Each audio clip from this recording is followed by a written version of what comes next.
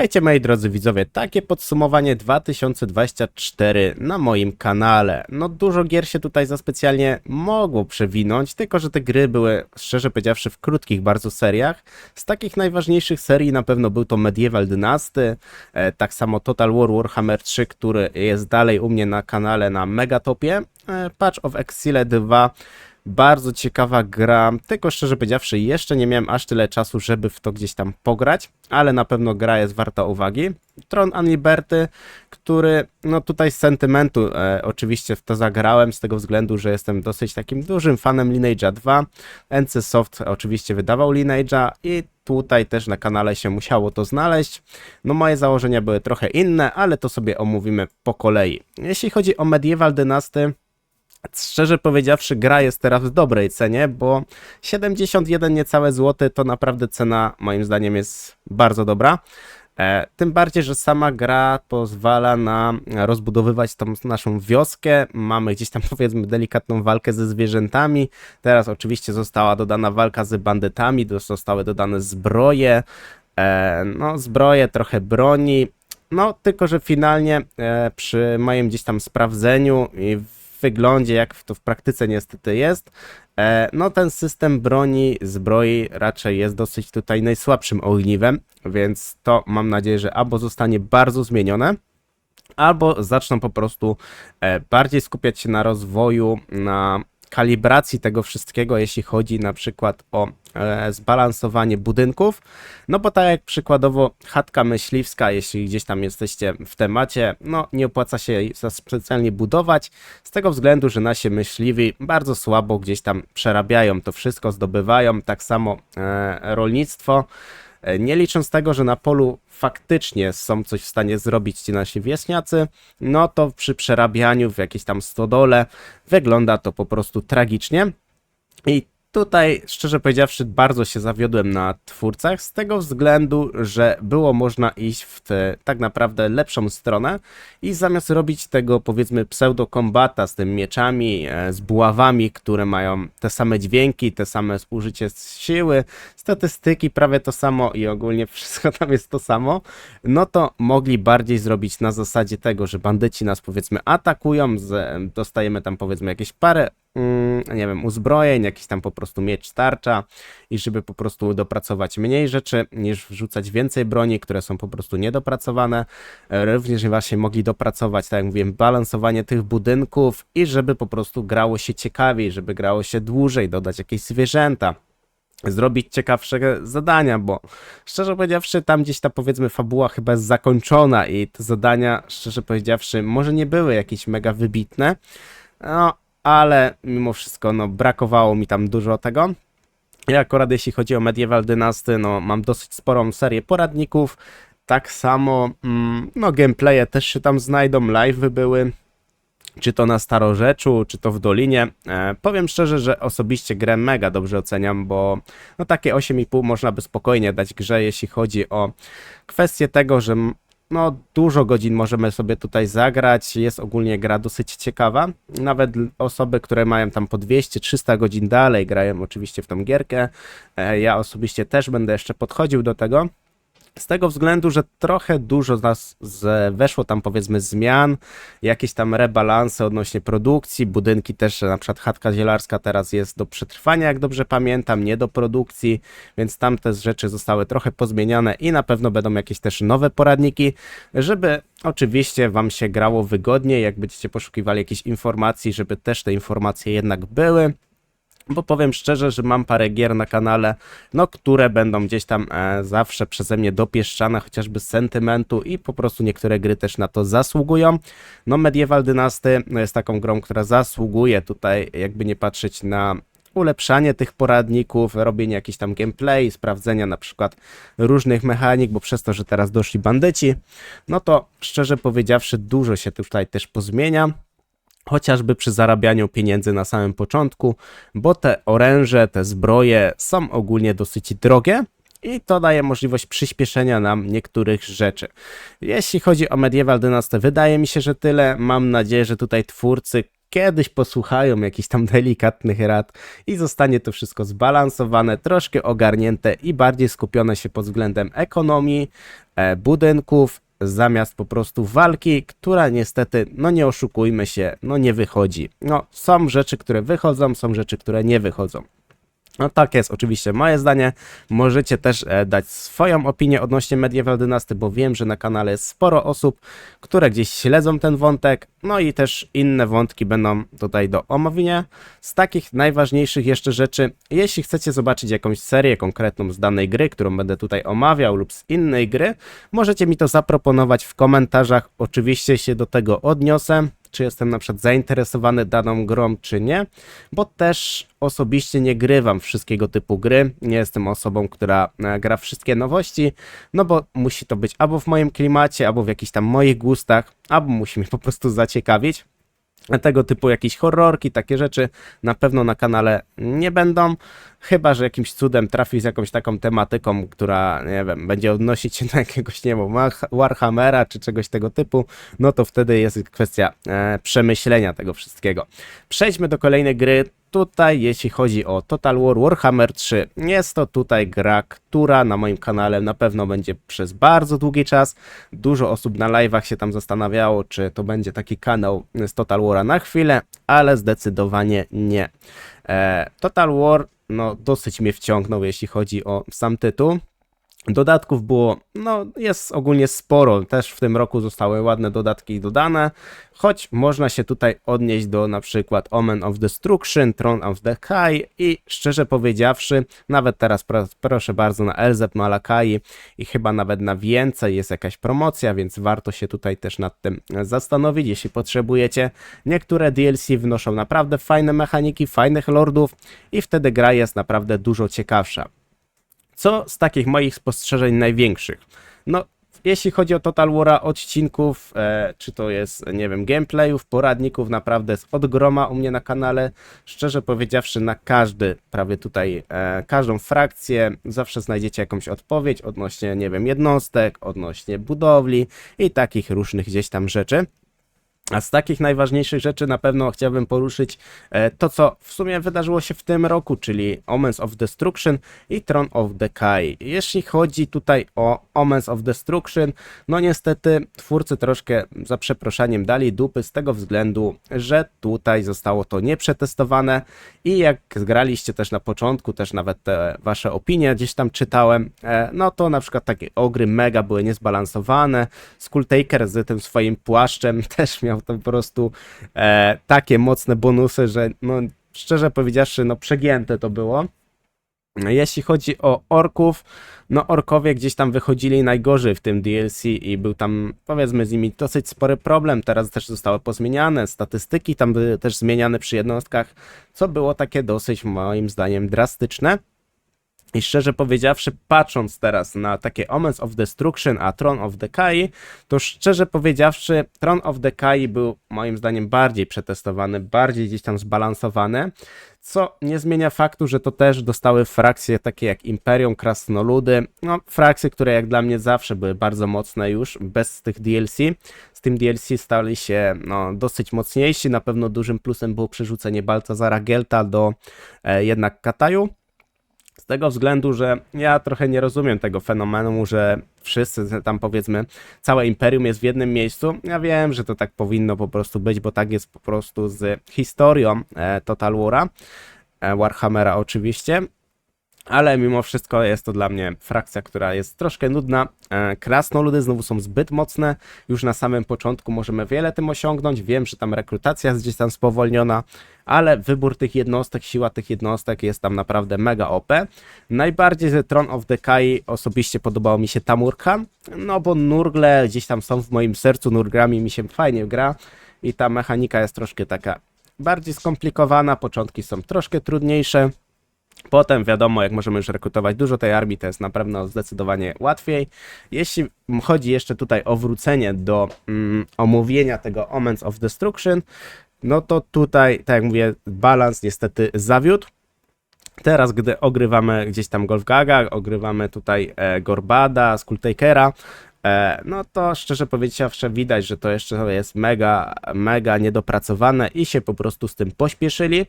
No niestety są teraz takie czasy, że my gracze, no jesteśmy bardziej darmowymi tymi testerami i testujemy to wszystko. Tak samo nawet jak patch of Exile 2, co wychodziło teraz niedawno, to również tamte zmiany były bardzo szybko narzucane. Jest to też spowodowane tym, że niektórzy gracze nie radzą sobie z niektórymi tytułami, no nie oszukujmy się, tak niestety jest, tak samo jak wychodziło w tym roku Elden Ring DLC, to też zostało bardzo szybko pokazane, jak gracze sobie faktycznie nie radzą i jak gry są mega dostosowywane dla większości, co nie jest dobrym krokiem z tego względu, że sam gaming, no nie oszukujmy się, na przełomie paru lat został troszkę taki, bym powiedział, znerfiony. Każdy tytuł teraz się bardzo odnosi dla każdej osoby, nawet osoba, która ma małe gdzieś tam doświadczenie z niektórymi typami gier, czy to strategie, czy to, nie wiem, typu właśnie Elden Ring, no wszystko jest mega nerfione, żeby tych graczy było z jednej strony więcej. Z jednej strony to rozumiem, ale z drugiej strony tego nie popieram, bo niektóre tytuły powinny być stworzone dla konkretnych graczy.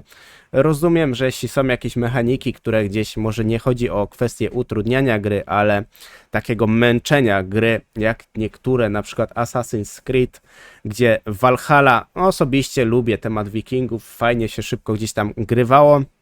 Po późniejszym etapie został mega monotonny zrobiony i się po prostu odechciewa. No takie mechaniki to rozumiem, to można zmieniać, to można wywalać, żeby jednak ta gra była płynniejsza, przyjemniejsza i żeby gra po prostu nie męczyła, dawała frajdę, dawała troszkę adrenaliny, ale to też jest kwestia gry. Dla mnie na przykład taki Total War Warhammer 3 jest grą, szczerze powiedziawszy, bardzo prostą. Z tego względu, że bohaterowie, lordowie, magia, no jest po prostu mega OP. I możemy sobie zrobić Doomstack, czyli całą armię bohaterów plus lorda. Jeszcze powiedzmy, że tych bohaterów będą czarodzieje i jest po prostu łatwo. Jakie zmiany chciałbym zobaczyć w też 2025 i jakie DLC? Szczerze powiedziawszy, też już na ostatnio live gdzieś tam wspominałem, że sądzę, że na pewno Slaanesh zostanie zmieniony, co jest dobrym krokiem, bo Slaanesha osobiście lubię, a niestety jak teraz gramy na przykład takim Enkari, no to jest to powiedzmy trochę takie słabe, tych jednostek też jest mało do wyboru. Taka norska również powinna gdzieś być troszkę bardziej wzmocniona, te jednostki powinny być takie ciekawsze dodawane i ja jestem też za tym, żeby te jednostki były dodawane ciekawe. Czyli jakieś całkowicie inne, z różnym przeznaczeniem, z na przykład tym, że będzie na przykład na tą jednostkę dobra, na tą jednostkę będzie trzeba się wysilić tą jednostką, ale gdy się wysilimy tą jednostką, będzie ona po prostu bardzo mocna. Więc takie rzeczy dla mnie są bardzo ważne, bo dodanie na przykład, tak jak już mówiłem, no będę mega się upierał przy tym, ale dodanie czarnych orków z tarczami do, szczerze powiedziawszy, zielonoskórych, to jest strzał w kolano, bo tam jednostki piechoty, no oni nie potrzebują tych jednostek z tarczami, taka jest po prostu prawda. Tym bardziej, jeśli byśmy walczyli z jakimiś krasnoludami, z Imperium, gdzieś na późniejszym etapie gry z większością ilości frakcji, to ci orkowie są zbędni. Po prostu są zbędni. Więc tak to po prostu wygląda. Jak dostaliśmy na przykład przy ograch, myślałem, że przy ograch też zostaną te ogry delikatnie pozmieniane i troszkę będą miały więcej sensu te niektóre jednostki, a dalej bardzo dużo jednostek nie ma sensu. Ja osobiście byłbym za tym, żeby twórcy trochę przyjrzeli się tym statystykom, pomodyfikowali te frakcje, pomodyfikowali te jednostki, żeby było bardziej różnorodnie i każdą jednostką, no faktycznie miało to troszkę sens, żeby zrekrutować tą jednostkę. Czy to na pierwszym etapie gry, na drugim, na trzecim, bo szczerze powiedziawszy chwilowo wygląda to jak dla mnie bardzo tragicznie. Są oczywiście mody, które wszyscy uwielbiacie, typu, nie wiem, Grimhammer, no tych modów jest ogólnie bardzo dużo. Też mamy mody, które dodają na przykład takiego Nagasha i też można się fajnie pobawić tą historią Warhammera. Więc szczerze powiedziawszy, no tego troszkę jest, dla każdego się coś tam znajdzie. Tutaj wracając jeszcze do Warhammera, Na pewno chciałbym, żeby też wampiry, ewentualnie królowie grobowców zostali delikatnie pozmieniani, bo z tego co gdzieś tam opinie dalej są, królowie grobowców wydają się większości osobom takie dosyć trudne do grania i troszkę się z tym zgodzę, że są to frakcje, którymi nie zawsze jest łatwo. Po pierwsze, nie da się ich konfederować. Po drugie, mamy limity armii, nie licząc tutaj Arkana Czarnego. No i może to się wydawać trochę, powiedzmy, ciężkie. Tak samo jak gramy tam katepem u góry przy Mrocznych Elfach, no też tam powiedzmy łatwo nie jest, bo te frakcje dookoła są powiedzmy bardziej wymagające. Magia samych na przykład Królów Grobowców też nie jest wybitna. I jeśli chodzi, odwołując się tutaj o magię, magia powinna być troszkę pozmieniana i żeby niektóre magie miały jakikolwiek sens, bo szczerze powiedziawszy, niektóre magie są po prostu daremne.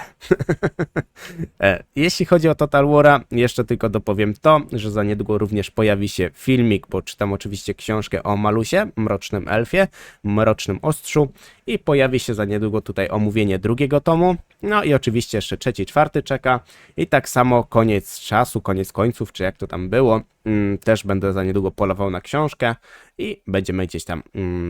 No, będzie się po prostu materiał z tego na pewno pojawiał. Jeśli chodzi o przyszłość Total War'a na moim kanale, no na pewno Total War będzie non-stop.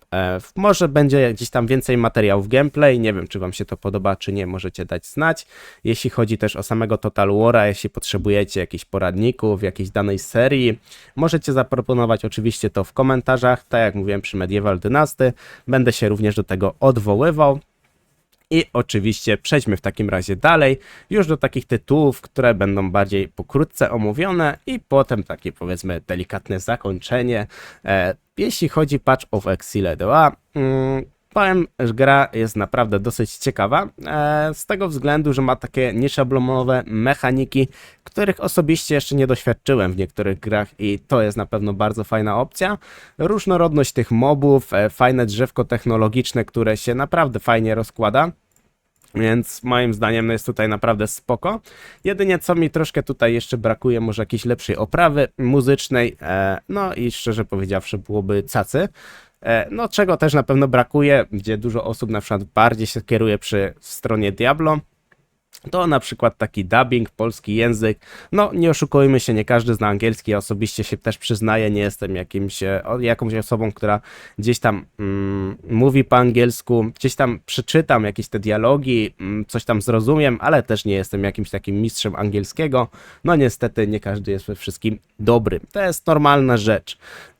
Jeśli chodzi o Patch of Exile, osobiście to polecam, jest to bardzo fajna gierka, wczesny dostęp możemy kupić, nie jest to drogie, potem z tego co słyszałem ma być darmowe, ale mimo wszystko gra naprawdę jest bardzo fajna, bardzo przyjemna, jest tych klas, jak sobie zobaczycie, też sporo, więc tych mechanik można sobie pokombinować, porobić na przykład postać pod swoją, powiedzmy gdzieś tam grę, nie trzeba się tam gdzieś trzymać konkretnych buildów z internetu. Bo szczerze powiedziawszy, jak tak sobie przyjrzałem niektóre te klasy, tak samo się przyjrzałem gdzieś tam temu drzewkom, no można sobie naprawdę zrobić po swojemu. Wiadomo, że jak zrobimy gdzieś tam jakiś bullet z internetu, sprawdzony, wymaksowany przez jakichś takich po prostu prograczy z tego typu gier, no to wiadomo, że będzie po prostu wam łatwiej, ale niektórzy chcą też doświadczać niektórych rzeczy takich swoich i to jest moim zdaniem najfajniejsza opcja, bo granie tak samemu, kombinowanie samemu, to moim zdaniem jest najważniejsza rzecz w tego typu grach, a branie od kogoś buildu, żeby być po prostu mocnym i non-stop robić to samo, nie, moim zdaniem to dla mnie na przykład nie przemawia, wiadomo, każdy jest inny, każdy lubi co innego, no ale to jest, wiecie, wasza kwestia. Ogólnie gierki polecam, więc zdecydowanie bardzo fajnie.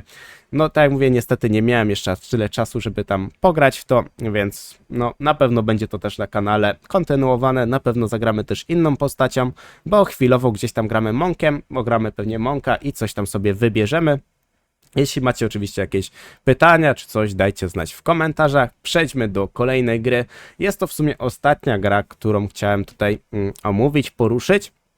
Z tego względu, że Tron and Liberty bardzo jest gdzieś tam w moim sercu, ale ze względu tutaj NC Softu, bo ja jestem ogólnie fanem Lineage'a, zawsze gdzieś tam uwielbiałem, wiele lat poświęciłem Lineage'owi, więc tutaj myślałem, że niestety dostanę bardzo podobne, tylko w lepszej oprawie graficznej, w jakimś ciekawszym wydaniu. Niestety z jednej strony się zawiodłem, ale z drugiej strony też ta sama, jakby ta gra też wprowadziła jakieś takie nowe elementy, których za specjalnie nie doświadczyłem w grach MMO i powiem szczerze, no jak dla mnie gierka spoko, bardzo dużo osobom się gdzieś tam będzie szybko nudzić, bo to jest coś tego typu, że jak był 50 poziom na samym początku gry, no dobra, co robić po 50 poziomie? No sorry, to jest MMO, tu się po prostu zawsze farmi, grinduje. Tutaj mieliśmy też wprowadzone właśnie elementy ograniczenia, na przykład na dungeony, co było fajną opcją, bo mogliśmy powiedzmy gdzieś tam wyrównywać się z niektórymi graczami, którzy mają powiedzmy bardzo dużo czasu na niektóre gry, a osoby, które chciały sobie spokojnie pofarmić też miały taką opcję, była powiedzmy delikatna jakaś tam fabuła, więc coś się tam jako tako działo. Jeśli chodzi o Throne Liberty, też są jakieś tam poradniki, ale szczerze powiedziawszy musiałbym to pewnie pograć, żeby gdzieś tam zupdate'ować, no bo tam gra z tego co zauważyłem zaczęła się bardziej rozwijać. Co jest bardzo fajne, bo niektóre gry, jeśli chodzi o MMO, w większości przeważnie stoją w miejscu. Tutaj ten rozwój jest delikatnie zauważalny. Jeśli chodzi o początek, może było to mniej widoczne, ale teraz ten rozwój naprawdę się tutaj no widać po prostu ten rozwój, więc to osobiście też wam polecam. Nie jest to pewnie gra dla każdego, więc tak jak mówię, bardzo dużo osób może się odrzucić. Jeśli chodzi o tryb jakiś bardziej PvP, no to jest takie mega mass PvP i szczerze powiedziawszy jesteście po prostu jedną liczbą w PvP. Bo tam się raczej leje po kilkaset osób albo i więcej, więc no na PvP niestety tam szału nie ma. Dla osób PvE, które chcą sobie gdzieś tam pograć, to na pewno będzie bardzo fajna gierka i tak dla osób, które nawet zaczynają pierwszy raz z MMO, to jest takie MMO, które wam bardzo jakby ułatwi całą rozgrywkę, szczerze powiedziawszy poprowadzi was za rękę. Ja też gdzieś tam ogrywałem jakiś tam Black Desert, WoWa, to szczerze powiedziawszy Throne Liberty tak bardzo mnie wciągnął na początku. Bardzo dużo przy tym godzin spędzałem i nie odczuwałem takiej presji ostrego farmienia, żeby gdzieś tam być najlepszym, więc nawet jak dla mnie mega fajna gierka. Wracając już do takiego głównego omówienia, chciałbym na pewno wam bardzo podziękować za ten rok razem. Była to też jakby rocznica mojego kanału w sumie w tym miesiącu, w tym roku. Pierwsza rocznica, więc to jest taka bardzo szczególna, można powiedzieć, bo zawsze tam pierwsza rocznica, jakaś piąta, dziesiąta, to już takie powiedzmy najciekawsze rocznice. Bardzo wam też dziękuję za wspieranie osobom wspierającym. Nie będę oczywiście tutaj wszystkich osób wymieniał, bo może sobie też nie każdy życzy, więc jeśli chodzi o to, bardzo wam dziękuję. Mam nadzieję, że zostaniecie oczywiście ze mną dłużej, że będziecie tutaj mnie też wspierali, będziecie bardziej aktywni względem komentarzy, będziemy sobie budować jakąś większą społeczność. Niewykluczone, że kiedyś się na pewno oczywiście spotkamy w realu, jeśli ta społeczność będzie już dosyć duża, potężniejsza, taka zgrana, więc też oczywiście tego nie wykluczam. Jeśli chodzi o takie już końcowe omówienie, to kwestia tego, co już mówiłem gdzieś tam w przerywnikach, bo niektórzy oglądają początek, wstęp, wszystko i to różnie bywa. Jeśli chodzi o takie zakończenie, na pewno proszę was, tak można powiedzieć, że mogę was prosić o to, jeśli chcecie zobaczyć jakieś konkretne serie, poradniki, gry na moim kanale, dajcie znać w komentarzach, opiszcie na przykład jakieś tam, nie wiem, taka gra tego typu, chciałbym zobaczyć na przykład to. Ja oczywiście się do tego ustosunkuję, do każdego komentarzu. Chciałbym też wam życzyć szczęśliwego nowego roku, żeby oczywiście, jak to każdy mówi, każdy kolejny rok był coraz ciekawszy, lepszy. Też oczywiście życzę, żeby gaming był coraz ciekawszy, jeśli chodzi o kolejne lata, no bo ja osobiście odczuwam taką, że jednak ten gaming nie jest taki fajny względem ostatnich lat, że mogło być naprawdę dużo ciekawszych produkcji, tym bardziej, że to wszystko się rozwija w szybkim tempie, ta technologia i mogłoby być naprawdę dużo ciekawszych gier w takim czasie, którym gdzieś tam otrzymujemy niektóre gry. Mam nadzieję, że tak samo twórcy, na przykład Medieval Dynasty, Warhammer 3, gdzieś tam zwrócą większą uwagę na niektóre tam niedociągnięcia i że te niedociągnięcia będą gdzieś tam bardziej poprawiane, niż troszkę takie opuszczenie gry i niech się po prostu dzieje, lekko mówiąc, wola Boża, bo szczerze powiedziawszy, jeśli chodzi o Medieval Dynasty, to jest chyba taka największa porażka jak dla mnie w tym roku, gdzieś dla gry, której poświęciłem sporo godzin, sporo zaangażowania, żeby też te materiały jakieś porobić i liczyłem, że ten powiedzmy patch ostatni wprowadzi coś ciekawego, a szczerze powiedziawszy, no skupienie się było większe na pierdołach, bardzo dużo bugów po wpuszczeniu. Szczerze powiedziawszy, nie powiedziałbym, że to była jakaś mega duża aktualizacja, no bo nie oszukujmy się, wprowadzenie paru obozów bandytów, parę broni, armorów przez chyba rok, jak dobrze pamiętam, to nie jest moim zdaniem dużo, a wysypanie przy tym milion rzeczy, no, no tutaj zdecydowanie to wyglądało troszkę dziwnie. Dobra, dzięki bardzo wam za oglądanie, szczęśliwego roku jeszcze raz i bawcie się dobrze. Cześć, cześć, cześć!